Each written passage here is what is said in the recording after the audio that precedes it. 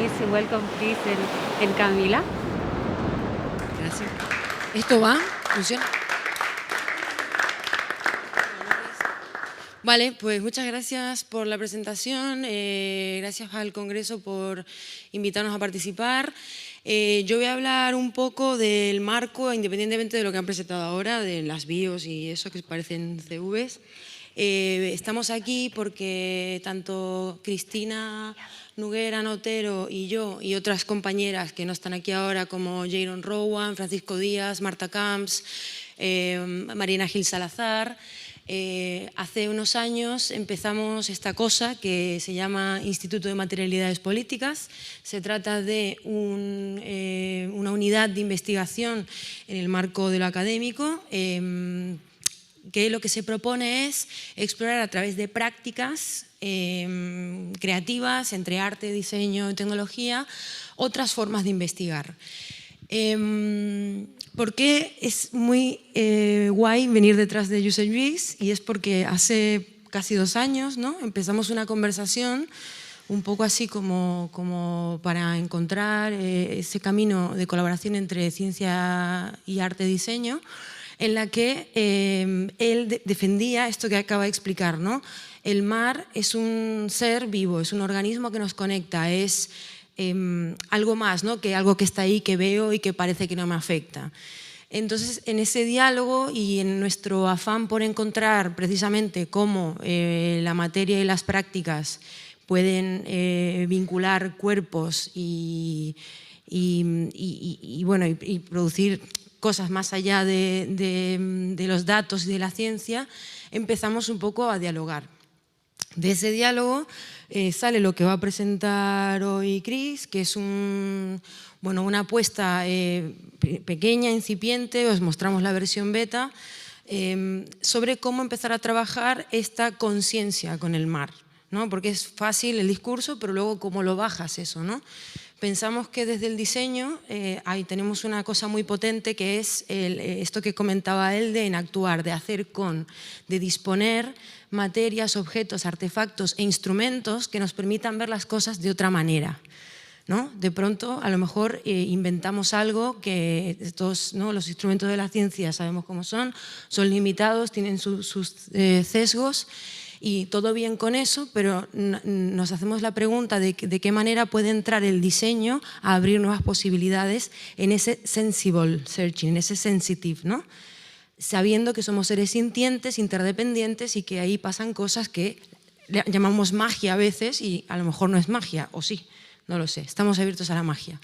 En cualquier caso, lo que venía diciendo, hoy venimos y presentamos un pequeño experimento incipiente sobre cómo empezamos a pensar en el mar para activar conciencia y entendiendo que quizás todos sabemos y tenemos en la mente estos gráficos, estos datos, lo que decía Josep Lluís, hasta los nenes saben, ¿no?, son conscientes de este problema. Pero la cuestión es cómo activarnos desde otro lugar, cómo realmente producir ese vínculo. Lo que nosotros nos preguntamos y pensamos que es un posible vehículo es de qué manera podemos producir nuevas formas de vincularnos con el océano, ¿no? Entendiendo que es esa cosa que está ahí, pero que es algo más. Entonces, lo que hicimos fue montar un mini proyecto que se llamó Blue Genes en torno a los jóvenes. Vamos a poner la web, ¿no?, del Blue Genes, ¿se puede? Como digo, ahora os vais a ver la web, es una beta, pero que tenía esta vocación, ¿no?, de congregar a jóvenes de muchos ámbitos, de distintos lugares de Europa, tanto del ámbito del diseño como del arte, investigadores científicos, biólogos, activistas, un poco una mirada holística que congregara todo esto y proponerles el reto de, oye, ¿habéis pensado que a lo mejor cómo construir una noción nueva en torno al mar? ¿Puede ser esa noción algo a través del ritual? ¿Puede ser que nos conectemos con el mar de otra manera? Y ahí empezaron a surgir diálogos y debates articulados en forma de un workshop, de un encuentro online que tuvimos donde asistieron unas 60 personas, donde empezamos a poner en crisis y a vomitarnos estas preguntas entre todos, ¿no? Entonces el resultado que está aquí recoge un poco esa idea de proyecto que ahora os va a explicar mucho mejor Cris, y a las que además, dado que nuestras prácticas, ¿no?, muchas veces se cruzan con nuestra práctica docente, nuestra práctica investigadora, nuestra práctica fuera del aula, también recoge una serie de proyectos seleccionados que desde aquí, desde BAU, desde asignaturas que cruzan el máster o el grado en diseño, hablan un poco de esta sensibilidad y ponen cuerpo a lo que estoy comentando. No sé si, Cris, quieres tú ya entrar y comentar. Perfecto. Thanks, Elena. I don't know where you, but thanks for the introduction before. It's always nice when somebody talks about your work. So yes, how Camila was explaining, for the last 12 months, something like that, we've been working with the ICM, finding new ways of understanding science through a more sensitive methods. And here in the exhibition next to the chairs, you can see some of the projects that came out from this kind of set of experiments. This website, it kind of sums up everything that we've been doing. It shows a little bit who we are. Here you can see one of the diagrams from Josep Lluís, because we had to absorb a lot of the information of his research, and of course of all the team members of ICM. So the process that we've done with this work is basically, if you can go to outputs, I'm going to go directly to explain the projects. We luckily have one of the students that have a project here shown. So maybe if you want, you can show. Otherwise, maybe in the break, you can explain the project. So what we've done in general in BAU is trying to find new ways of knowing, relate to science, relate to arts, relate to philosophy. Basically, maybe it would be like these three pillars. And with these three pillars, we create methodology, we exchange methodology with other universities. Jaron was mentioned already, and also Marta Camps are like two big components that have been researching on different methodologies.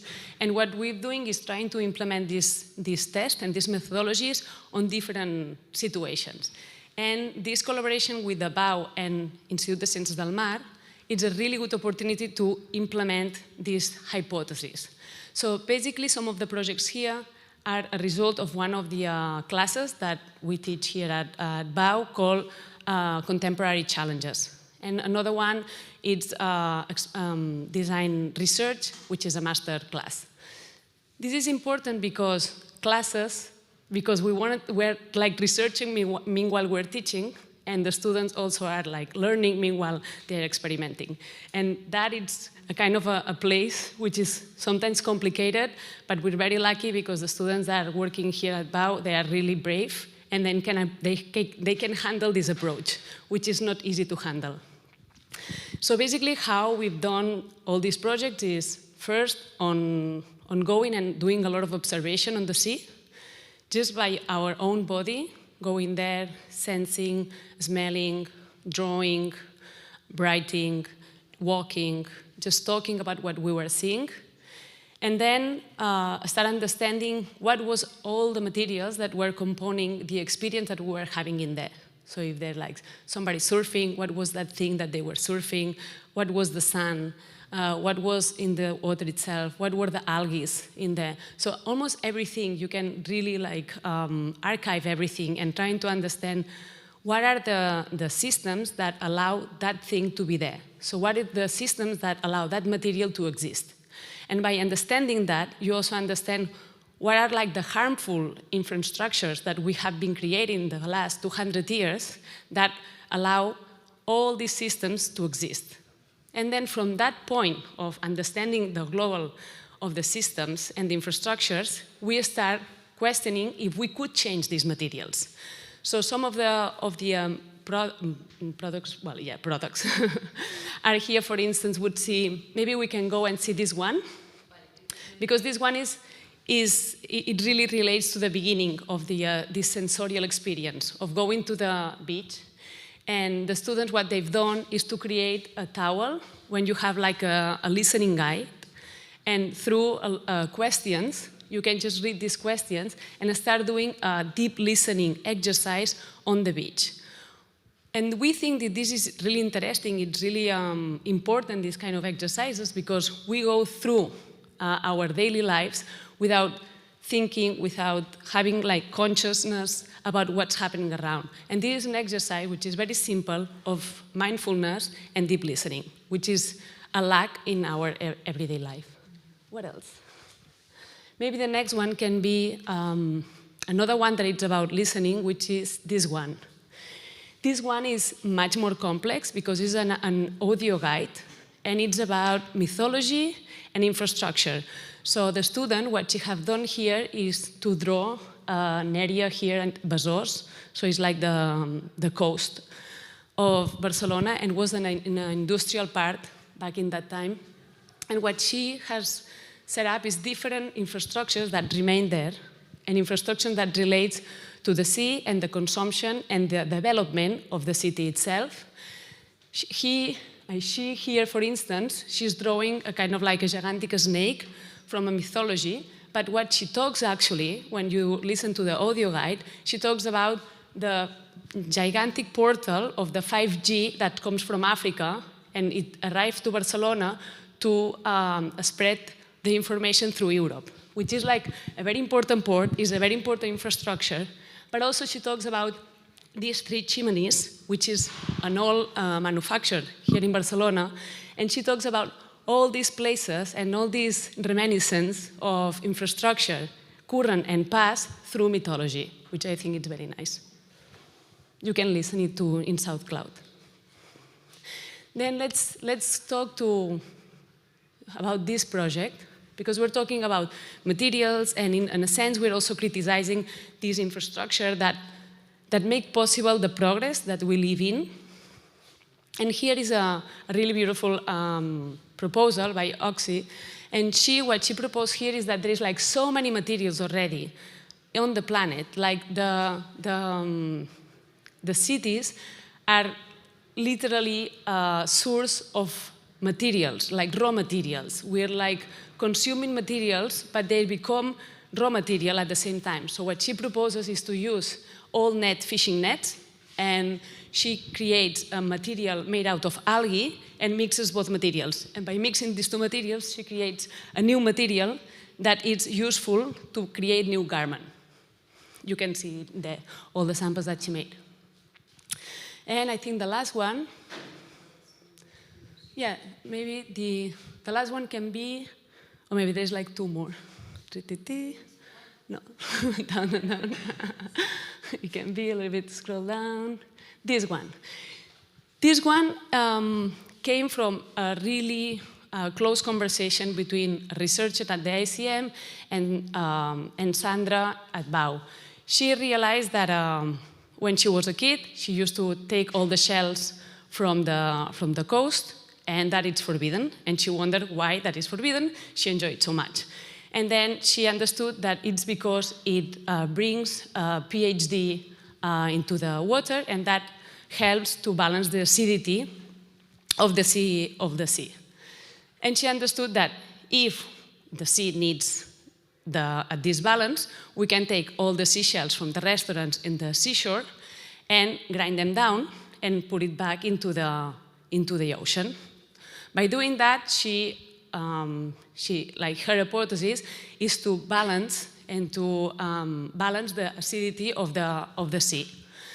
She doesn't propose to make something that you just spread it into the sea. What she proposes is to make a stool that would be only used during a few months, and it can be done collectively. So it's already like a work of the collective, of going to the restaurant, taking the shells, breaking them down, making them into powder, mixing them with a binder that is also algae, and then create these stools.